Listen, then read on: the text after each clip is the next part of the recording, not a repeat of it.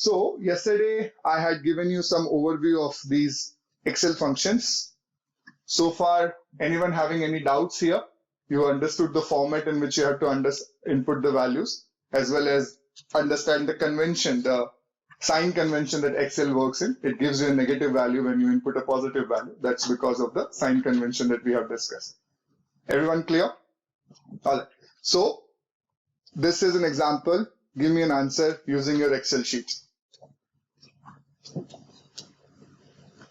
You have $10,000, 8% per year, n equals to 20. You need to calculate the future value. 46,609. Okay, but first tell me what is the value of f by p factor from the tables. You have access to table. Tell me what is the value. What is the value of f by p factor? What is the value? 4.661, everyone? Is it correct? Correct? Yeah. Oh. Yes, it is 4.6610. So what is the f value? You just multiply that by $10,000, so you get 46,610. So you see, notice the answer from Excel and answer from the factor table is slightly different. The difference here is not visibly noticeable, but like it's like very round off kind of a number. But this can happen when you are dealing with millions of dollars or like a really large quantities. Even these rounding off errors will have huge implication. So tables are always approximate, right? You cannot give more decimals in a table because there are natural constraints there. So therefore, it's also important to rely on Excel-based formulas because you will get more precise answer, especially when you are dealing with large volume of money, right? So yeah, this is essentially done. So let's take a look at an example. So in this case, there's a company called Vikram Cement Company, which will require an investment of $200 million to construct. Delays beyond the anticipated implementation year of 2012 will require additional money to construct. Assuming that the cost of money is 10% per year, determine the following for the company that wants to build the plant, right? The first is that equivalent investment needed if the plant was to be built in 2015. Okay. And the second is equivalent investment needed had the plant been constructed in 2008. So here, basically, I'm forcing you to switch the timelines here and there, shift your perspective from one point to another point. But the idea is in 2012, there is some value which is given to you, right? So you always have to read certain information within the questions to detect where is your time t is equals to 0, what is your p, or is the question forcing you to think about f and trying to convert into p, right? So you always have to look for such hints. There will be a lot of additional information sometime in a question which will not be useful for you, but you have to be able to synthesize that out that, okay, this is not needed for this particular problem solving. Okay. In this case, the question, once you try to understand, the question becomes really simple. In 2012, it will require $200 million to construct. In 2012, you have to estimate, that's the first part of the question. So what is the equivalent investment needed if this plant was to be constructed in 2015? So which means 3 years beyond the current period. And you have been given the value of R equals to 10%, right? So the first part, all you have to do is you have a P, you have a I, you have a N, you have to calculate F. Tell me the answer. What's the factor of F by P, 10% 3? 1.331 multiplied by $200 million will be your answer, right? So this is the answer that you get. Notice this convention. I'll be using this convention a lot. When I have to write the factor, I will be denoting. First, I'll represent what type of factor I am dealing with, A by P or P by A or whatever. Then I'll define the n percentage and the number of periods that is required. So this is how the factor is typically denoted in this particular class and typical engineering economic analysis. Okay. Part of the second question. Now the question is that had this plant been built in 2008, what would have been the investment that you would have required if it was built in 2008, right? So again, you are dealing with 2012 and you have to go back in time. How many years? 4 years. Not 7 years, but 4 years, right? 7 because 2015 is future. Your time 0 is 2012. And with respect to that, you are doing the calculations. So what is the factor? P by F. So here definitely, in this case, F is known, right? Because you're going back, so this becomes P. So your factor has to be P by F, not the F by P factor. Tell me the value. P by F, 10.4.66683. Yeah, so approximately $136 million, right?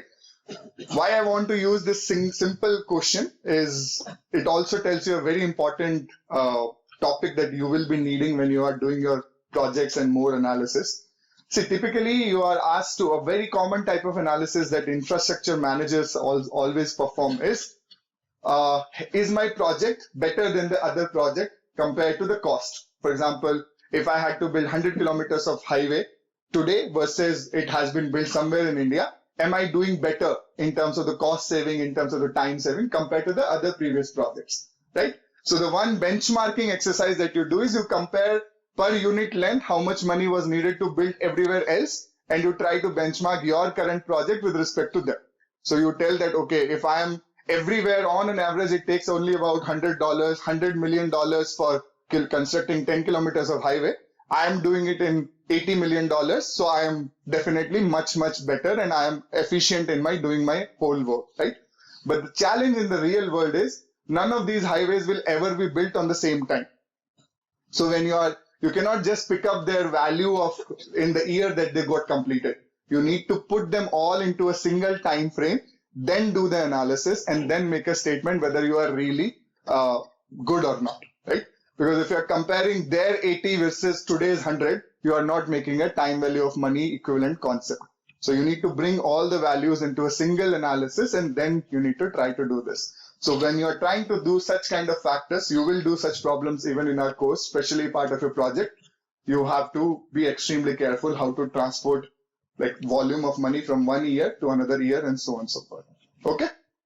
Similarly, like a lot of time you'll be borrowing cost values in order to estimate what is even the cost for me in the current project. You rely on information from past projects, right? You will maybe find in the world how many roads have been kilometer, average cost is what, because you do not have any estimate for the current value. So you need to transform all those numbers into year, into inflation, and all those factors you need to consider in order to make it justifiable for your own current value. So simple example, but the concept wise it is very essential. So that's why I just wanted to introduce here. Clear? Any question, any doubt? All right. So this is the idea. Essentially, so just because for example, if I ask you a question that these three are the project values that have been given. In 2008, the project costed 136.6. In 2012, another project costed 200. In another year, it costed 2015, it costed 266.2. And I asked which was the cheapest or which was the most expensive of these. What should be the first question from you guys? Interest rate. If you give me an answer C, then the topic is lost essentially. So you should always consider for the time value of money when you're transforming these numbers across. Okay? All right. So far we have done the P by F factor and F by P factors. I'm going to go in this uniform series factors, which is basically A by P, and A by P is known, then P by A is of course known, and similarly F by A and A by F. So you can all estimate. If I can just show you one derivation, rest everything you can easily estimate. And this derivation also you already know. We have done this in the past. In the last class, we derived A in terms of P into some function of I and N, right? Just last class I had given this derivation. Just to brush it up again for you guys, what we did was sum at the lower, at the bottom, at the top and the bottom of the cash flow, bring it all the cash flows on a single point of time and made the sum to be equal, right? Of the both side of the cash flow series. And then this kind of a derivation I had given to you. Remember? Yesterday only we covered.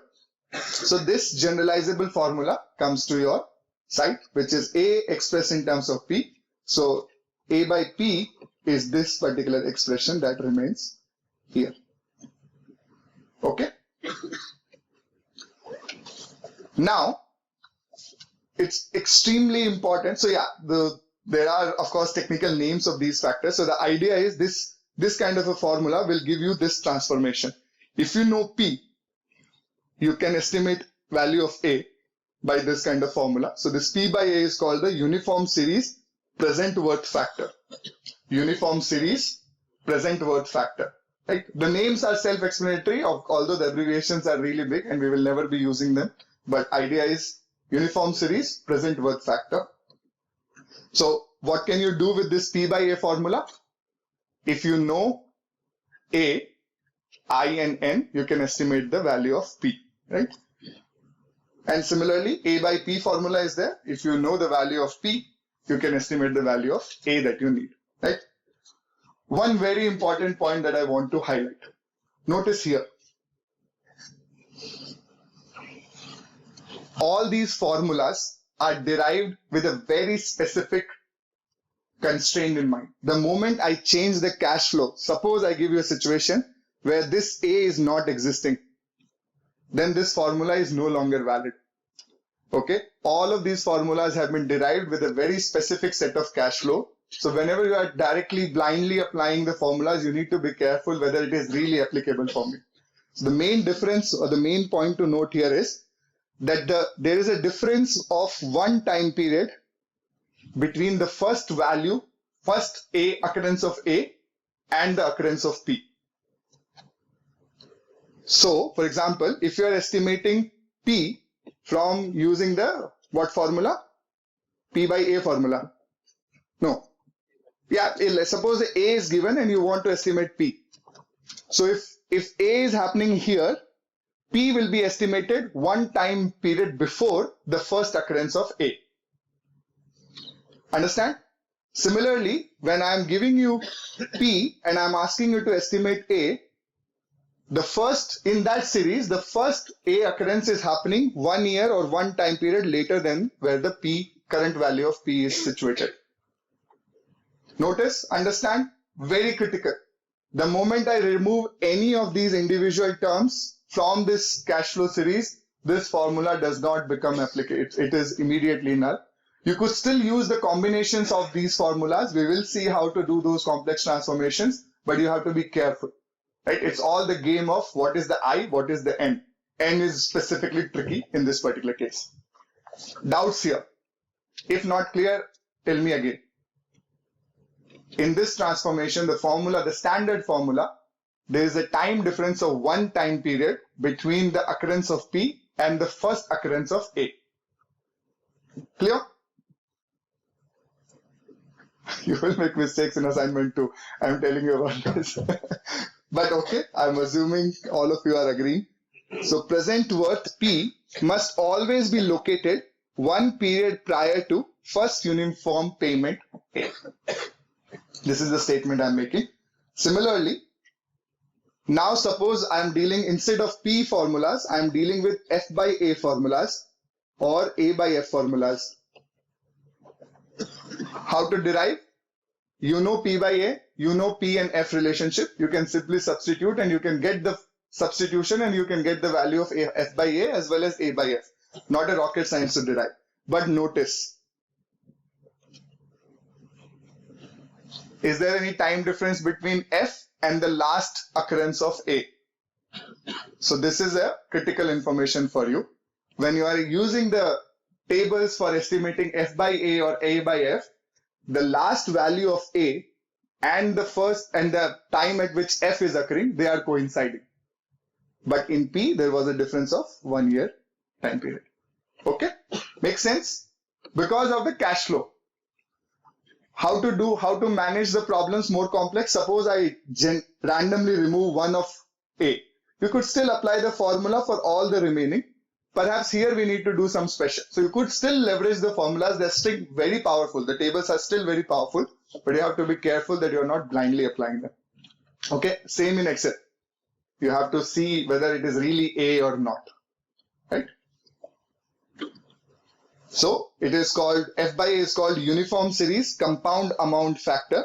So uniform series depends on A, compound because you are finally looking at the value F. And similarly, A by F is called something called sinking fund factor. We will come to these like more detailed abbreviations later. Right now, we will be referring them to A by F, F by A, P by A, F by P, whatever all the combinations we'll be looking at.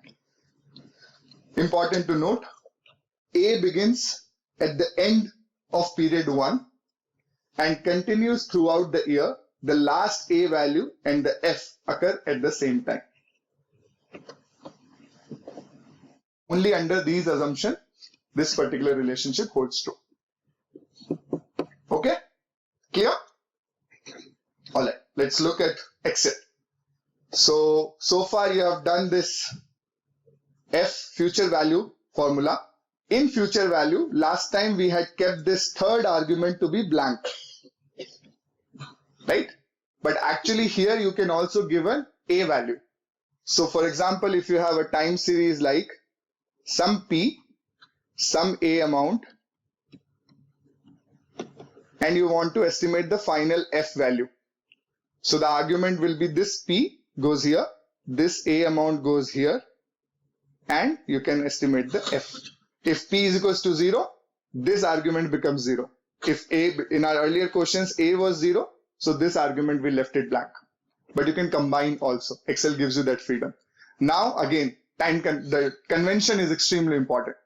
If the direction of A changes or it is opposite of P, you will make mistake in terms of where it is heading. So you might have to input minus A so that everyone is, you have to understand in what direction it is going.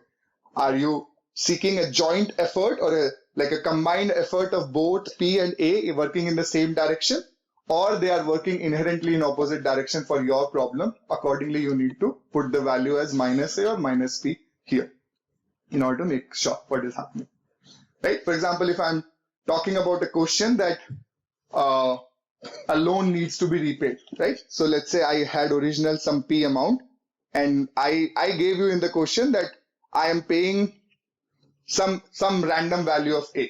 And then my question is, at the end of 5 years, will my entire loan be repaid or not? Right? So in that case, actually this is the wrong direction of A. In that case, A becomes on the positive side because I am repaying the principal amount borrowed. So A and P will have a opposite sign when they are entering in the formula. But on the other hand, I could also ask you that I am investing in a business plan or a business or a, let's say SIP. You guys know what SIP is? All of you have heard the term SIP? What is the term SIP, full form? Good. We'll come to that later. So how do you start SIP? You typically put, let's say, 1 lakh rupees in the beginning, and then you commit that every month I will put another 10,000 or whatever your capacity is. So in that case, your both P and A are in the same direction. And the question could then be, at the end of 5 years, what is the total rate that the total return that you expect out of it? And therefore, F will be on the opposite side. So you have to be really careful. Cash flow is essential. Excel is not a substitute of cash flow diagram. Excel is just a substitute of your combinations in the formulas. But the cash flow diagram is here or on the paper. It all depends on Excel will do what you will tell it to do. It will not magically give you correct answer. Okay?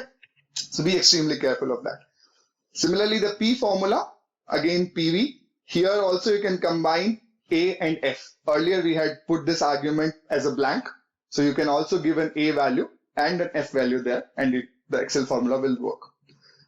So far with me? Now here, this is another important formula. When you have to estimate A, you use the formula called PMT. If you have mastered how to apply this formula, you can technically become a banker in SBI because they do this formula throughout their life. This is extremely important formula for their daily basis. Okay, you have to put a P value, you have to put an F value, and it will give you, in order to make sure that this balance of this P and F is given back to the bank at a given interest rate. This is the annual or the installment amount it will calculate for you. Again, depending upon the direction of P and F, your value of A will change. There could be 2 types of loans that you borrow. Typically, you could say that, okay, I will borrow 5 lakhs rupees today, but at the end of 5 years, I will pay 1 lakh also at the end of 5 years. So for the remaining period, tell me how much is the installment that I need to pay. So in that case, your P and F are working in the opposite direction. Or there could be another for a question like that where you have a p value right now, you have some f value right now, and you want to just estimate what is the equivalent A series of both of these factors combined. So you are distributing that here also. Again, depending upon sign, you can get the answer using Excel formula. PMP is the function. Shall we try? Ready? Oh, the question got lengthier. So it's the same question, I suppose. No. So for the Vikram, again, the same cement company. It was constructed at a cost of $200 million. It will return $50 million in revenue every year for 5 years after 1 year of startup. So set up the factory today.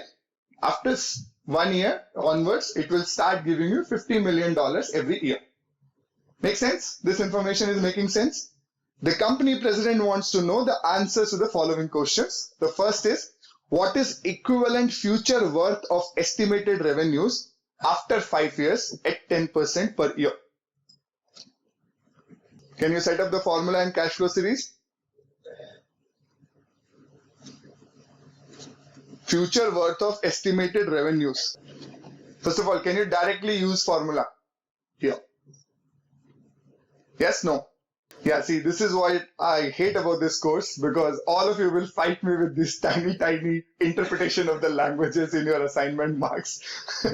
But here, essentially, the 1 year of startup, if you're saying, it's basically time 0 is the 200 million. And in that 1 year of startup, this is your first revenue coming up. I understand your perspective also, but this is precisely the point of this whole kind of an English language. And I also hate this, but it is extremely important, like almost impossible for me to remove the complete ambiguity from any question. Because 10 people will come, sir, this is what our English says, sir, this is what our English says. But here, the implication was this, because you are setting it up at a time 0, that 1 year is on the startup phase. And since it's the end of period convention you're talking about, the final revenue is coming at the same amount when the 1 year has ended. So it's still on the inside side of it. But good confusion to have. So here the formula is simple. You know the A value and you know the F by A, 10, 5. What is the value? Give me from the tables. 6.105. Is it the final answer? So let's say you even with this, what is the A here? 50. So is this the final answer to question number A? They have asked only for revenue. Read the question. It is clearly about revenue. Revenue is only 50 million per dollar. So this actually gives you the right answer. Not a rocket science, but you need to have confidence in reading the question and trying to make an answer out of that. Okay. Next question. Assume that, this was the question. Yeah. So the second part, in the first part, we have estimated this F value. In the second part, assume that due to economic downturn, an interest rate of 4.5% per year instead of the originally expected 10% per year. Okay. So originally you were anticipating 10%, but now it's only 4.5%. What is the required amount of annual revenue series over the 5-year period to be economically equivalent to the, to the amount calculated in A? Do you understand the question? What is happening? Originally, you had 10% estimation. You had been given an A value. Based on that, you estimated an F value. Now I'm asking, I want the same F, but my I has changed. So can you estimate A?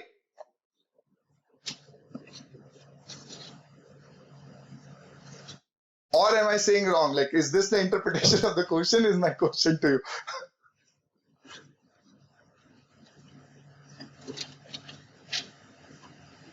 Because I'm using this concept, economically equivalent, this is the hint that I want the same set of returns from this investment as it was in the first one. So therefore, I'm calling it as economically equivalent. And this is the kind of idea.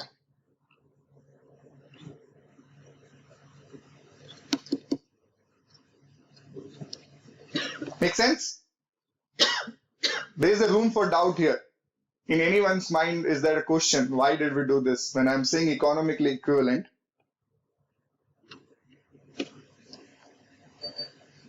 There's a very specific doubt that should come at this point.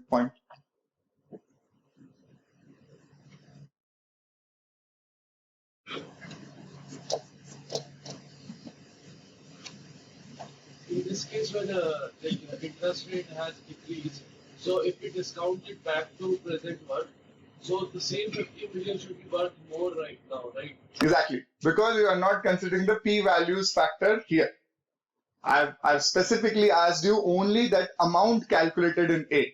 But if it has to be an equivalent investment, then you should also discount the P, the initial investment, because that is also getting invested at only 4.5% now instead of the 10%.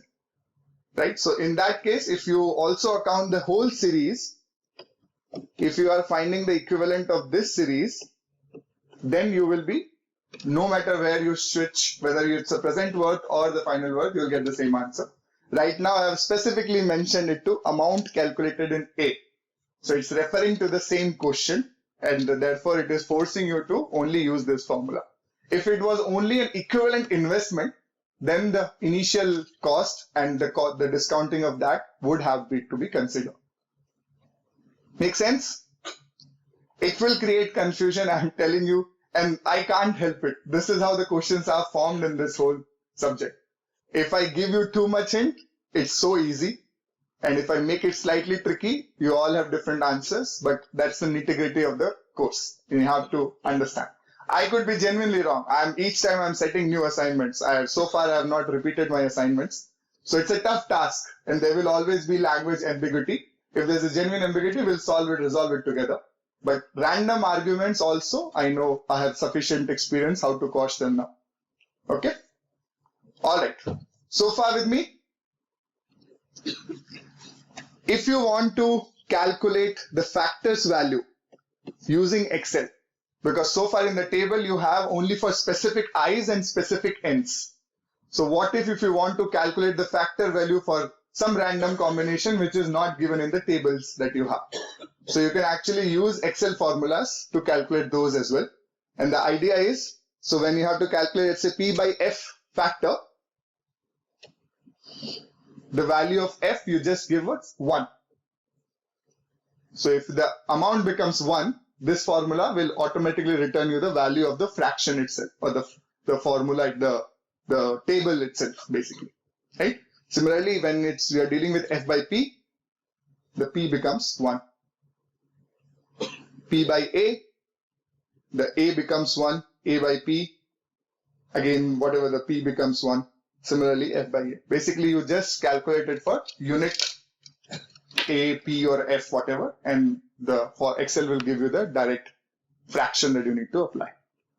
Make sense? Negative here because you want the formula to be, like the fraction to be positive. So you're by default multiplying in negative in Excel's output. Clear? Or there could also be a problem that you do not have access to your computers in the field, and you need to rely on the whatever existing information you have from the tables in the field area. So what do? So here, one of the things that I'm showing you is a linear interpolation method. I have a terrible handwriting, but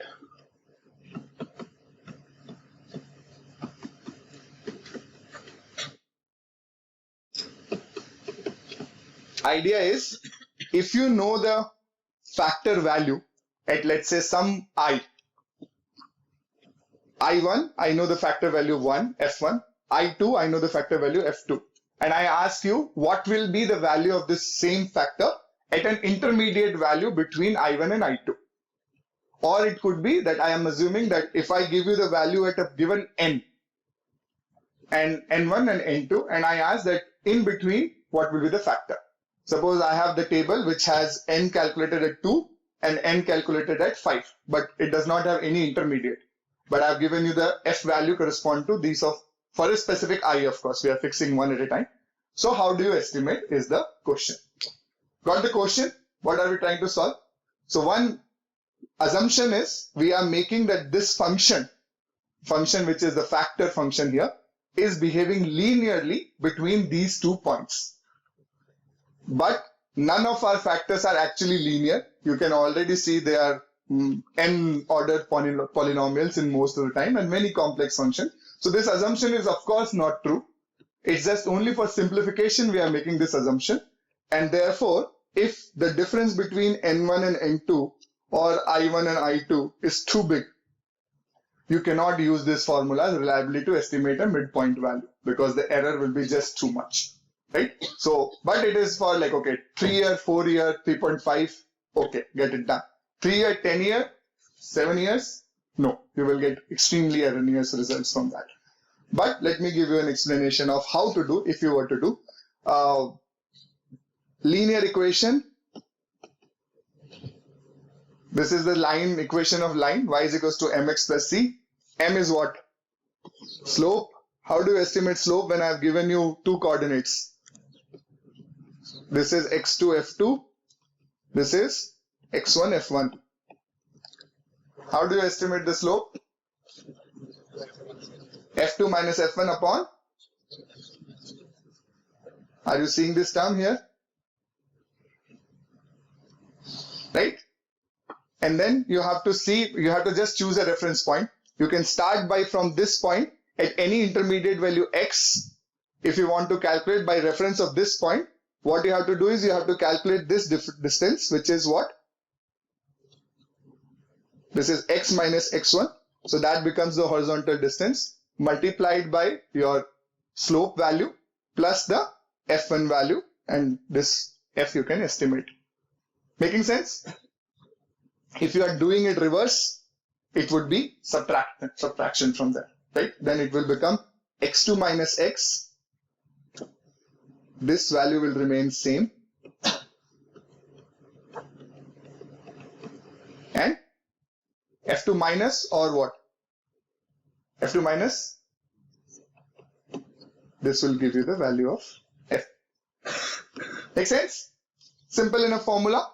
And typically in this terms of this a by b and all, you can easily see, not a big deal.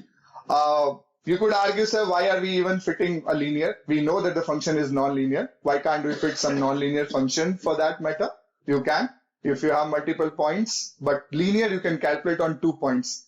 Even if to fit a quadratic or higher order polynomials, you need one more extra point. You can keep on fitting. There are people have done the solutions using 3-point spleen fitting, whatever, exponential curve fitting you can do. You can estimate the errors based on your application and then try to make a judgment whether it is a reliable use for you or not. No longer kind of an important concept because all of you have access to Excel sheets and reasonably good enough softwares right now. But again, and yeah, Google will give you an answer of any M and I at any point of time. So not a bad option in the modern stage. Okay. Let's see a good question, again, through manual, only to give you a practice of what we are trying to do. So assume that, or determine the P by A factor for I is equals to 7.75%, N equals to 10 years, using the 3 methods described previously. What is this 3 method? Sorry, I might have taken this from a book, so therefore. But essentially what we are trying to do is this.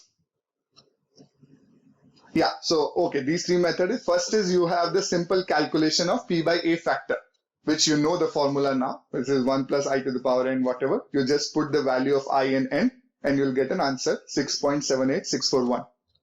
Okay? Now, suppose I'm asking you to make a question, dedicatedly making you do it for linear interpolation method. So, I have given you these value. F1 at 7%, 10 year, P by A value is 7.0236. Okay. F2, P by A, 8%, 10 years. I have given you 6.7101. So the question is to estimate at 7.75%, N equals to 10. Can you do? You have these values given to you.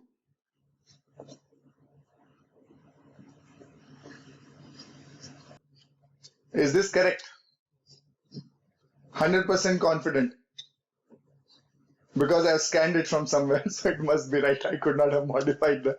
Okay, I'll try the trick here. I will put a box and make it white next time. But you get the idea, right? 2 questions for you. What if using the same information, I ask you to estimate at I equals to 9%? Can you do it? Is it possible to do? You don't have to do. Question is it possible to do? Yes, no. Possible, yes, but error will be more. So yeah, of course the error is what, even this is erroneous. When you are extrapolating, it becomes even more erroneous, not advisable.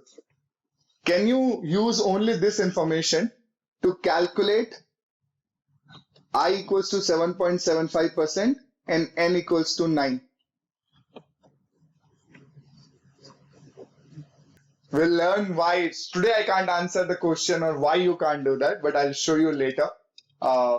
Dividing the rate is not a good idea. Never a good idea, because it changes drastically, and I will give you those answers later. But my question right now is, of course, if you have more values from the table, you can do this question. Idea is, based on just these two values, can you estimate the question that I'm asking? I is equals to 7.7, n equals to 9. Answer is no, because these functions are dependent on both I and n. So you need at least one more relationship where the I is common but the n is different. Only then it becomes a reliable estimate, otherwise you can't do it, right? So that's the idea. Alright, so far we have done pretty much 6 factors actually. Your P by A, P by F, F by A, P by F, F by P, whatever that, basically A, F and P combinations. Now I'm going to introduce something called a arithmetic gradient factors, right? This is a kind of a series which very commonly you will find in your day-to-day observations. Also, you'll notice that this happens. So therefore, the factor of this also exists, but it's a bit tricky.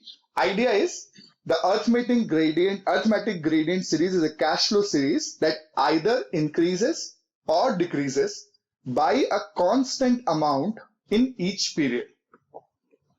Okay, so it's the cash flow is either increasing or decreasing by a fixed amount in each year or each time period, right?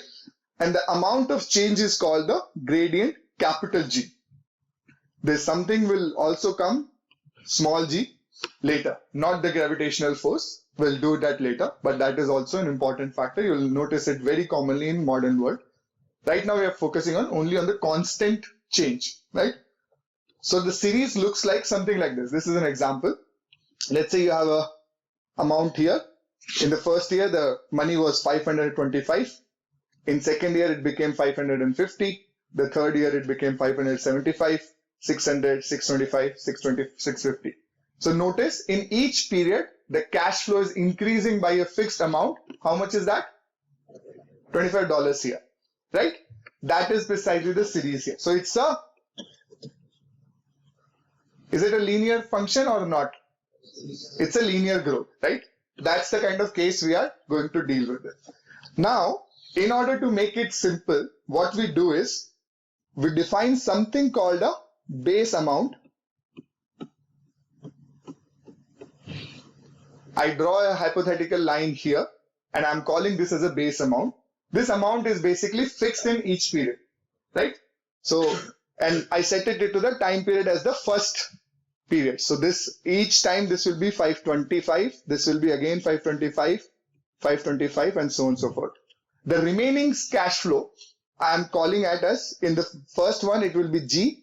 In this it will be amount of equivalent to 2G, 3G, 4G, 5G.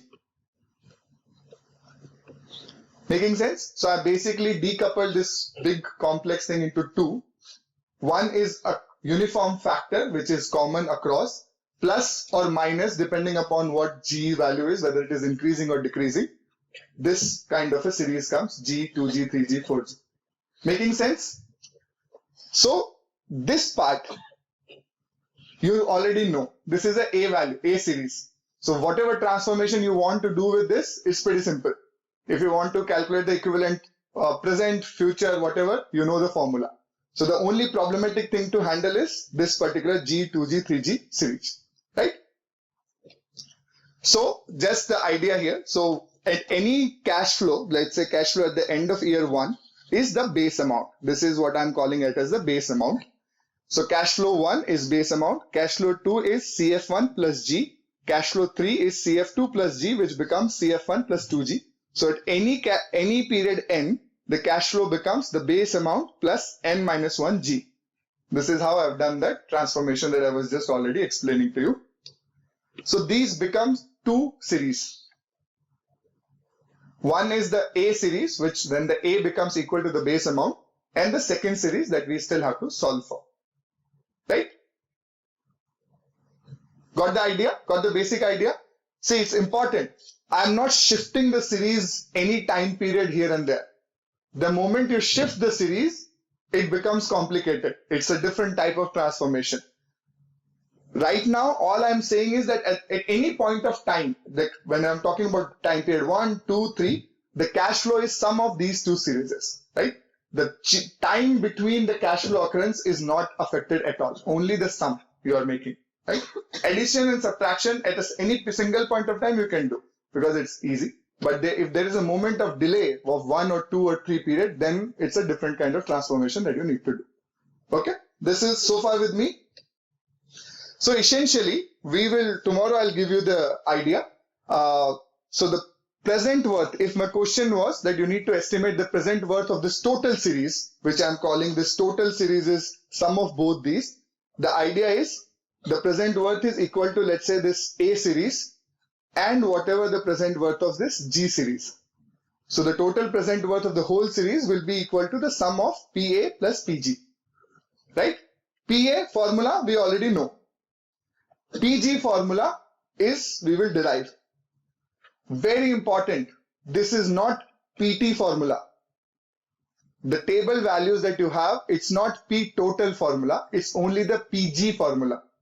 So you still have to add or subtract the A part, the base amount equivalent part in order to use this. Or in Excel, you can always manage individual cash flows, anything, not a problem. You don't apply the formula. Only when you are looking at the formula, you are decoupling this into A and G, but the formula table only talks about this part. It does not talk about this part. So when the question asks you to estimate the total present worth or the total future worth, you still need to consider this. Okay?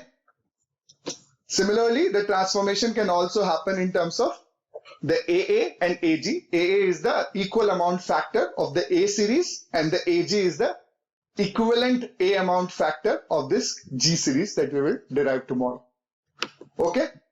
I will just leave you in 1 minute here. Just notice this time period difference.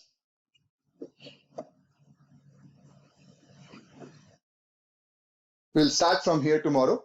So when I'm deriving using this kind of a G series, when I'm deriving the PG formula, there is a 2 periods difference between the first occurrence of G and the present worth where it is being estimated. And there is a 1 period difference between the first G and where the AG is getting estimated. Okay, extremely important. We'll take it from here tomorrow. All right.